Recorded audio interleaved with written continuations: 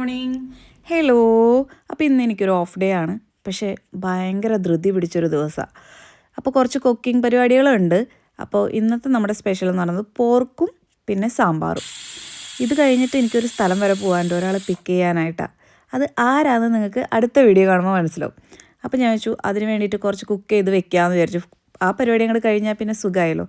ഇത് ഡ്രൈ ഓനിയനാണ്. നമുക്ക് സവോള സ്റ്റോക്കില്ലാത്തപ്പോൾ ഇത് യൂസ് ചെയ്യാൻ സുഖമാണ്. അപ്പോൾ അതേ നമുക്ക് സാമ്പാർ വെക്കണം. അപ്പോൾ സാമ്പാർ റെഡിയായി. അപ്പോൾ ഉണ്ടത് എൻ്റെ ഒരു കുട്ടി ഫ്രണ്ട് വന്നിട്ടുണ്ട് എനിക്ക് ടൈം സ്പെൻഡ് ചെയ്യാനായിട്ട്. എനിക്കാണെങ്കിൽ തീരെ സമയമില്ല. പക്ഷേ ഒരു കുഴപ്പമില്ല, നമ്മുടെ കൂടെ കൂടിക്കോളും കുക്കിങ്ങിനായാലും എന്ത് പരിപാടിക്കായാലും.